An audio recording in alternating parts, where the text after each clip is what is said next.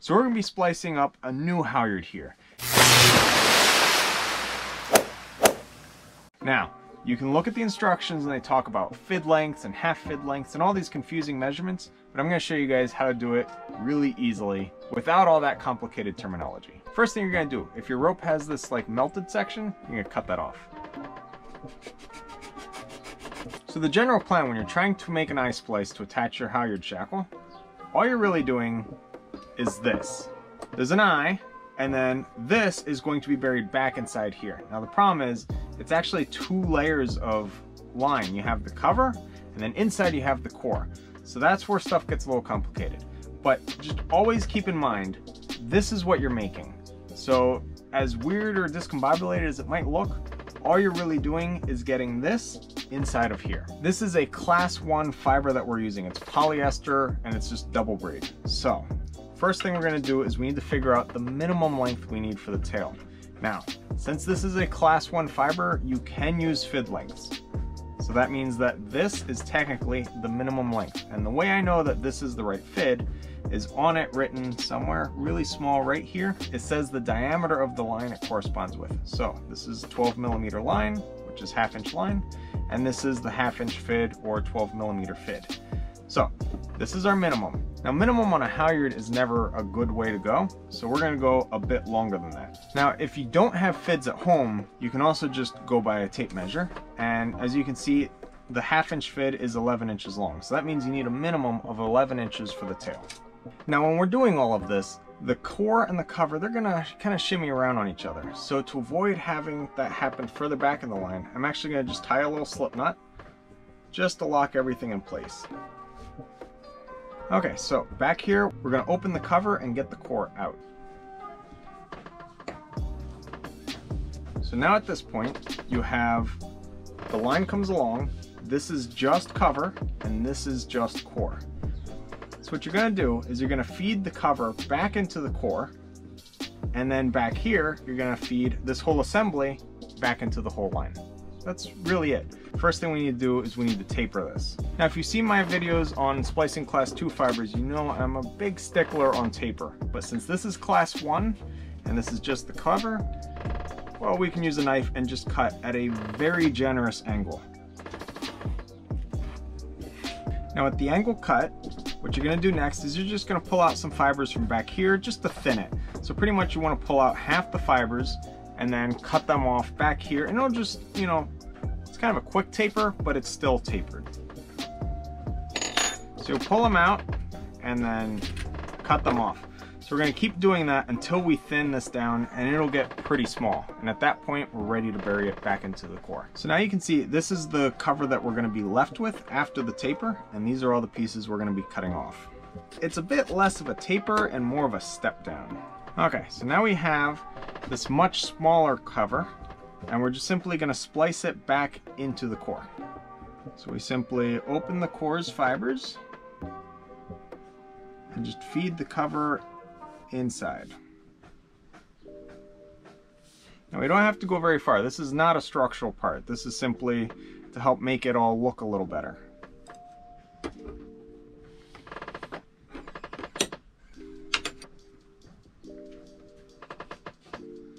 Now we're just going to get all these little loose fibers and just tuck them in. So the reason you do this isn't for structural purposes. It's so that when you bury this back in, if you can have the cover get sucked in with the core, it then just looks a lot neater. So now we have a neat clean transition where we go from core inside cover to cover inside core. Now this little bit that sticks out, we're just going to peel this back. Let's cut that off because we don't need that anymore. Okay, nice and clean. And these little stragglers that are sticking out here, we can just tuck those in as well. So the whole idea of this part is just to make it look neat and clean. None of this is structural. So there we have a nice clean transition. So we're going to move to the next step.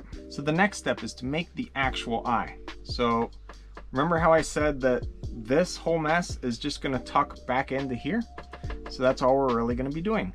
Now, to get this core back inside of all of this, we can't actually just pass a fid through core and cover because it's too tight. So what we need to do is pull the core out. So the same as we did here where we pulled the core out of the cover, we're gonna do the same over here. So first we need to know how big of an eye do we want. The best way to do that is to try it on for size. So I personally think that's a good size there. So if you want to make a tighter eye, you simply go closer. If you want a bigger eye, you go further away. Now if you're new at this and you don't have any basis of what's good or what's too big or what's too small, you can use this small section. So from the end of the fid to this double line, which actually is about this length, that is the suggested eye length from the rope manufacturer itself. So at this point, we're just gonna pull the core out, same as before. Okay, so now at this point, you have the line that comes along. The core pops out and then goes back into the cover and then pops out again, but here the cover goes into the core and then it keeps running. This is your splice. Now this section here is the section that's going to form your eye. So at this point, it's a good idea to simply slip the shackle that you want to put on there now. That way you don't forget to do it later. Because if you forget to do it and you've then buried everything, now you have to undo everything. So put it on now, that we don't forget. Now, we're gonna pull out a bunch of core here. The more you pull out, the easier your life will be. And if you need to move your little stop knot that's at the end of the line, do so. Just keep a stop knot because that also makes your life easier. And I'm simply gonna put a fid through the line just to hold it. That way it doesn't scoot or anything. Now what we're gonna do is we're gonna bury this into this. So think of it as this happening. Just gonna put that in, okay? So when we bury it, what we've done is we've put this part inside the core that goes back into this line, okay? So as it's buried, it then draws all of this with it and it forms the eye splice. So the eye splice forms here and then all of this gets sucked back into the cover and then it all disappears. So that's all it really comes down to be, and that's why it's not that complicated. When you look at the instructions, it can seem a bit daunting because they talk about, you know, Mark II, Mark III, Mark X, Mark R. It's like so many points and stuff's going this way and that way, but when you break it down, it's a really simple process. Now just a little tip, if you simply splice this part into here as it is, your life is going to be a bit hard because it can be a pain to get that last bit to taper in. So I always pull out just a smidge from this section, which kind of shrinks here. So that way when it goes in, this part's gonna suck back and then this goes into here. It makes your life a smidge easier. So that way you just have yourself a little bit more leeway there. I'm just gonna get that part out of the way and I simply open the fibers and work the fit in between them.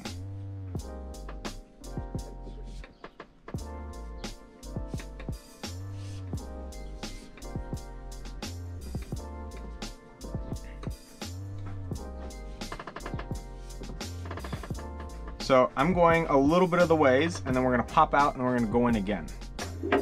And I do that because it's easier. A lot of these things I do simply because it's easier that way.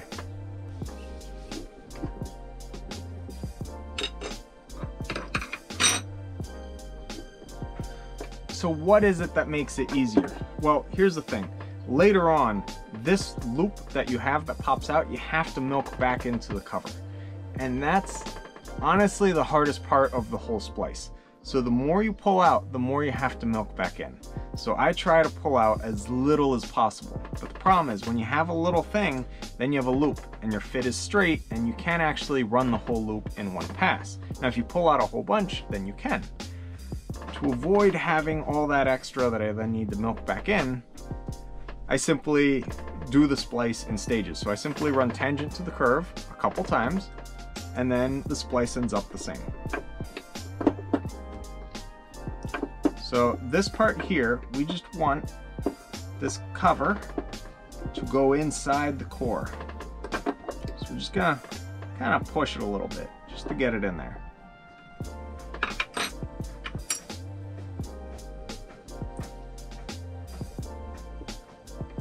So with all of these splices, you always kind of scrunch it up while you're working, because then when you load it, everything's going to stretch out and kind of go back to normal looking. So if you don't bunch it up when you're making the splice, then when you stretch it out, then you're going to have gaps and stuff's going to look kind of weird and gangly. But if you scrunch everything up really close, then it all looks good when you stretch it all out. Okay, so that's in there. Now we're going to do this again.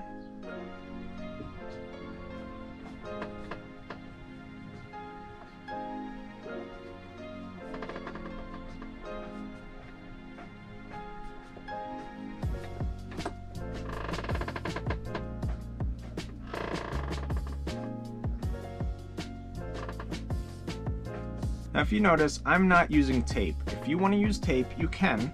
I simply don't use tape because when you work with the material enough, you kind of just get used to it and then you stop needing tape.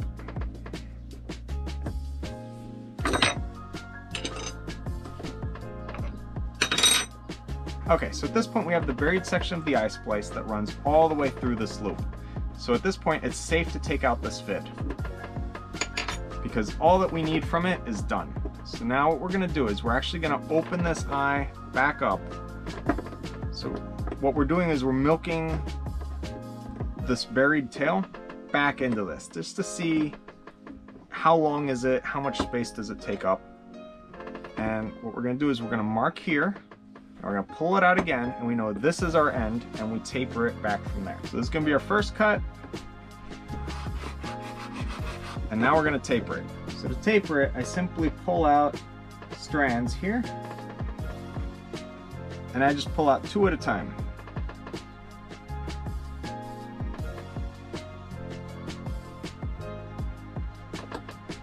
And that's going to reduce the bulk by half.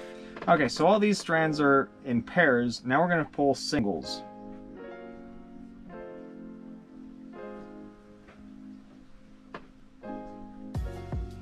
Now we're down to singles. Now we're gonna go just the last bit, just to bring it down to just a few fibers at the end. Okay, so now all of these, we're gonna cut them off, and that'll give us a nice clean taper. Okay, now that we have it tapered down to just a single fiber at the very end, we're gonna milk this back into the cover, or back into the loop. So you can see as I pull here, it just sucks it right in. So now we have a nice, easy, clean transition from a thick line to a thinner line. And that's gonna make your life easier in a moment when we then milk this big loop back into this guy. This next part needs us to go outside to a winch. The next step in this process is to milk this loop back into the cover. And the easiest way to do that is to attach the end of the line to a really, really strong point. So I'm using our midship cleat because that's rock solid, and then we can pull against that.